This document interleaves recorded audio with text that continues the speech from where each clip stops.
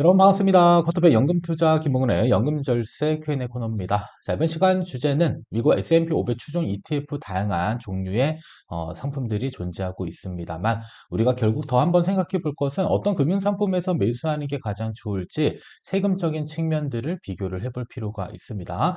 대체적으로 국내 주식 투자를 많이 하시던 분들이 ETF 투자를 해야 된다라고 판단이 돼서 보통 S&P 500과 나스닥 추종 ETF들을 일반 금융계좌에서 투자하는 경우가 종종 있습니다. 그리고 나서 많은 이익이 발생됐는데 결국에 나중에 돌아오는 건 세금이었다라는 이야기들도 많이 들을 수 있는데, 자, 그러면 어떠한 금융상품에서 우리가 매수했을 때 세금을 줄일 수 있는지 세금적인 측면에서 한번 비교해 보도록 하겠고요. 그리고 김봉건의 연금절세 Q&A 코너에서 여러분들 연금절세와 관련된 궁금사항들 영상 보시다가 댓글 남겨주시면 영상 통해서 현재 답변을 전달드리고 있으니까 많은 참여와 관심 부탁드립니다.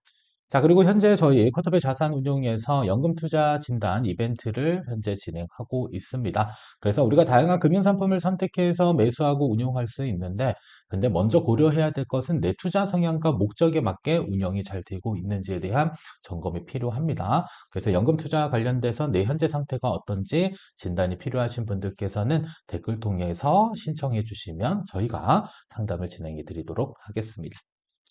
자, 그러면 먼저 첫 번째로, 자, 미국 S&P 500 지수를 추종하는 ETF를 매수할 수 있는 금융상품의 종류와 그 다음에 납입 한도에 대한 부분들을 먼저 한번 이야기를 나눠보도록 하겠습니다.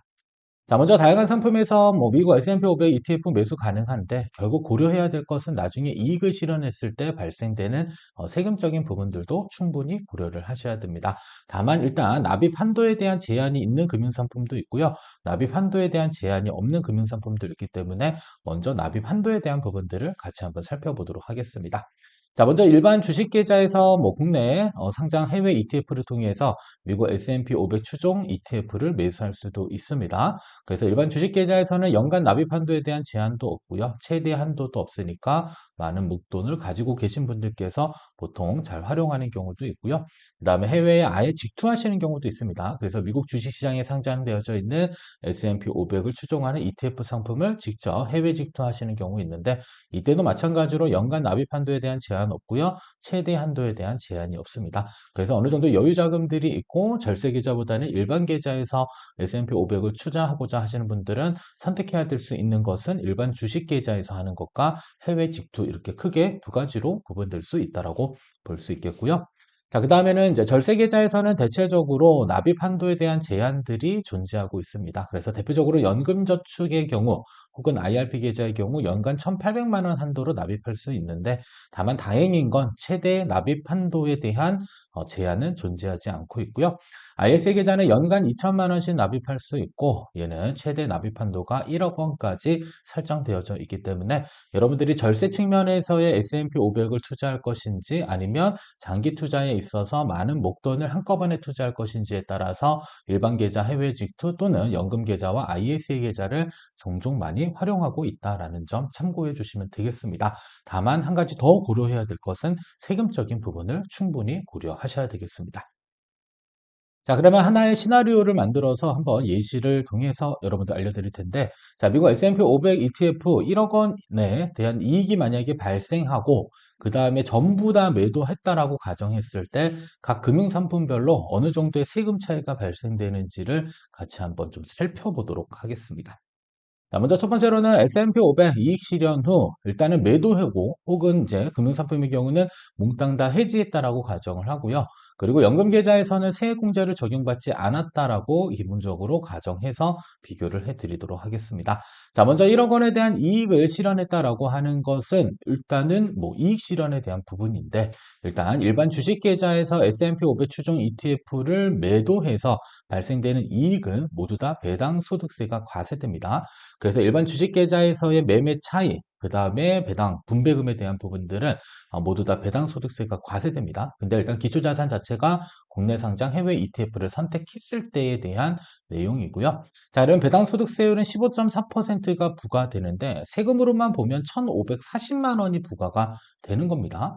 자, 그리고 나서 세금이 끝나면 상관은 없는데 안타깝게도 자, 배당소득과 관련돼서는 일단은 금융소득 종합과세에 해당되겠죠. 왜냐하면 1억 원에 대한 배당소득을 지급받았기 때문에 일단은 다음 연도에 다른 소득이랑 합산돼서 금융소득 종합과세가 걸릴 수도 있습니다. 이때는 최저 한 6% 정도 아니면 최고 45% 개인의 소득 세율에 따라서 세율 구간이 구분된다라고 봐주셔야 되겠고요. 자, 그다음에 건강보험료의 경우는 일단 배당소득세도 영향을 줄 수 있습니다. 그래서 내가 회사를 다니는 직장 가입자다라고 한다면 일단 보수 외 소득이 2천만 원을 초과하게 되면 초과분에 대해서는 건보료가 부과되고 있고요. 그다음에 나는 지역 가입자다라고 한다면 이때는 1천만 원이 기준입니다. 근데 이미 1억 원의 이익 실현이니까 1억 원에 대해서 약 8%의 건보료가 추가적으로 부과되고 있다라고 보시면 됩니다. 그러면 직장 가입자는 2천만 원 초과분이니까 8천만 원에 대해서 일정 부분 건보료가 부과되는 거고요. 지역 가입자의 경우는 일단 1억 원 전액에 대해서 8%의 적지 않은 세금이 또 부과된다. 따라서 일반 주식 계좌에서 우리가 S&P 500 추종하는 ETF 매수할 수 있는데 여러분들 세금 잘 고려해 주셔야 되겠고요. 보통 일반 주식 계좌에서 보통 투자를 합니다. 국내 주식 투자를요. 근데 가끔 이제 ETF 투자를 해야 된다. 그러면 뭘 해야 되냐? 뭐 S&P 500 나스닥 사니까 덩달아 그냥 일반 주식 계좌에서 가지고 있는 여유 자금들을 가지고 많이들 매수를 해 주시는데 사실상 매수하는 행위까지는 정말 좋았는데 이익이 많이 발생하게 되면 결국에 따라오는 것들은 모두 다 세금적인 측면에서 불이익이 일정 부분 생길 수 있다라는 점 기억해 주셔야 되겠고요. 자, 두 번째로는 연금 계좌의 경우는 일단 1억 원의 이익이 실현되게 되면 배당소득세가 부과되지는 않습니다. 뭐 과세 이연되는 부분들이 있기 때문에 다만 한꺼번에 해지하게 되면 연금 외수령으로 보아서 기타 소득세 16.5%가 부과되고 있습니다. 다만 다행스러운 건 다른 소득원에 영향을 주지 않기 때문에 분리과세로 과세가 종결되는 특징 가지고 있고요. 그다음에 ISA 계좌의 경우도 마찬가지로 일정 부분 비과세됩니다. 200만 원 또는 400만 원 한도로 비과세가 되고요. 비과세 한도 초과 이익에 대해서는 9.9%의 세금이 부과되는 형태입니다. 그래서 연금 계좌의 경우는 일단 1억 원의 이익이 발생되면 1,650만 원인데 ISA 계좌의 경우는 200만 원 또는 400만 원까지는 비과세 처리되고 나머지는 9.9%의 세금이 붙기 때문에 약 한 900만 원 정도의 세금이 조금 더 부과될 수 있다라고 볼 수 있을 것 같고요. 그 다음에 다행스럽게도 다른 소득원에 아무런 영향을 주고 있지 않습니다. 자, 다음은 해외 직투의 경우는 미국에 직접 투자를 한다라고 보시면 되겠고요. 해외 직투의 경우는 250만 원까지는 기본적으로 기본공제를 적용을 해줍니다. 그리고 250만 원 초과 이익에 대해서는 양도 차익에 대해서 양도소득세를 부과받게 됐는데 이때의 세율은 22%입니다. 그리고 양도소득세는 다른 소득과 합산되지 않기 때문에 분류과세로 종결되는 이러한 특징을 가지고 있습니다. 자, 그러면 이 세금적인 측면에서 바라보게 되면 일단 9.9%의 세율이 가장 낮다라고 볼 수는 있는데, 자, 그러면 무조건 다 ISA 계좌에서 미국 S&P 500 지수 추종하는 ETF를 매수해야 되는가에 대한 의견은 사실상 케이스 바이 케이스입니다. 그냥 상황에 따라 일부 조금 달라질 수 있다. 이게 핵심 사항이 되겠는데요.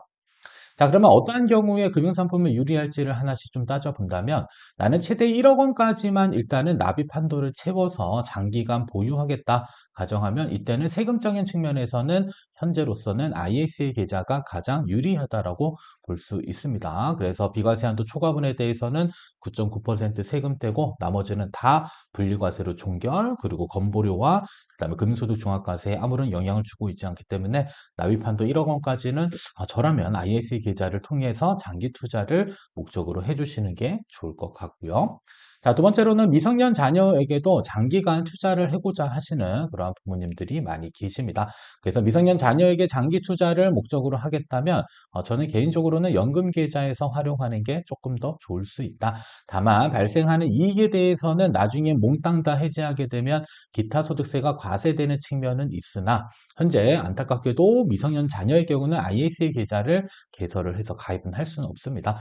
그래서 차선책으로 연금 계좌를 선택해서 만약에 목돈을 활용한다라고 한다면 일단 어쩔 수 없죠. ISA 계좌를 해지해서 기타 소득세 16.5%가 적지는 않지만 그래도 일반 계좌에서 하는 것보다는 세금적인 측면에서는 훨씬 더 유리할 수 있습니다. 왜냐하면 한꺼번에 목돈을 수령했을 때 일반 주식 계좌가 15.4%로 낮아 보이기는 하지만 중요한 건 건강보험료와 금융소득 종합과세에도 일정 부분 영향을 줄 수 있기 때문에 자녀분에게 장기 투자를 하게 한다라고 한다면 연금 계좌를 적극적으로 활용하는 것을 권장드리고 싶습니다. 자, 그리고 다음은 또 살펴볼게. 자, 소득세를 절세하거나 장기 투자가 필요하다라고 한다면, 일단 순서대로 보면 목돈 활용한다면 ISA 계좌를 먼저 최대한 활용을 해주세요. 그래서 최대 1억 원까지의 목돈은 ISA 계좌에서 집중적으로 운용을 해주시고요. 그리고 일정 부분, 자, 연금 계좌와 관련된 소득세 우리 절세 받을 수 있는 게 연금 계좌에 납입했을 때 일단 세액공제 받을 수 있잖아요. 그래서 소득세를 절세하는 측면, 장기적으로 과세 이혼 효과를 누리면서 나중에 노후소득 재원으로도 활용한다라고 한다면 이때는 연금 계좌를 또 일부 활용할 수는 있습니다. 다만 자 연금 계좌와 ISA 계좌 납입 한도들을 모두 다 채우고도 어느 정도의 추가적인 여유 자금이 있다라고 한다면 일반 주식 계좌에서 국내 상장 해외 ETF를 투자하는 것보다는 차라리 그냥 미국에 직상장되어져 있는 ETF를 통해서 투자를 하는 게 세금적인 측면에서 또 더 유리할 수가 있습니다. 왜냐하면 22%라고 하는 숫자는 정말 커 보이지만 이 분류과세라고 하는 혜택이 그래도 적지 않습니다. 그래서 일반 주식계좌에서는 다 세금이 추가적으로 부과되는데 연금계좌, IS계좌, 해외 직투의 경우는 그래도 분리과세 또는 분류과세로 과세가 종결되고 있기 때문에 여러분들 S&P 500을 추종하는 ETF는 일반 주식계좌보다는 연금계좌, IS계좌, 해외 직투가 세금적인 측면에서는 월등히 더 유리하다라는 점 참고해 주시면 좋을 것 같습니다. 자, 결론입니다. 자, ETF 투자할 때 매매 차익에 대해서 비과세인 상품들도 있습니다. 그래서 국내 주식형 ETF나 국내 주식의 경우는 사실상 매매 차익에 대해서 세금이 존재하진 않는데, 근데 여러분들이 꼭 고려하실 것은 매매 차익이 발생됐을 때 배당 소득세가 과세 대상인 재원의 경우는 사실상 일반 계좌에서 투자하는 것보다는 절세 금융상품에서 장기 투자하는 게 월등히 더 유리할 수 있습니다. 그래서 보통 국내 주식 투자를 많이 하시다가 매매 차익에 아무런 세금이 붙지 않으니까 그래서 그냥 일반 계좌에서 매매 차익은 세금이 없다 생각하시는 분들 있는데 안타깝게도 국내 상장 해외 ETF의 경우는 매매 차익이 모두 다 배당 소득세 과세 대상 금융상품이다라는 점을 꼭 인지하셔야 되겠고요.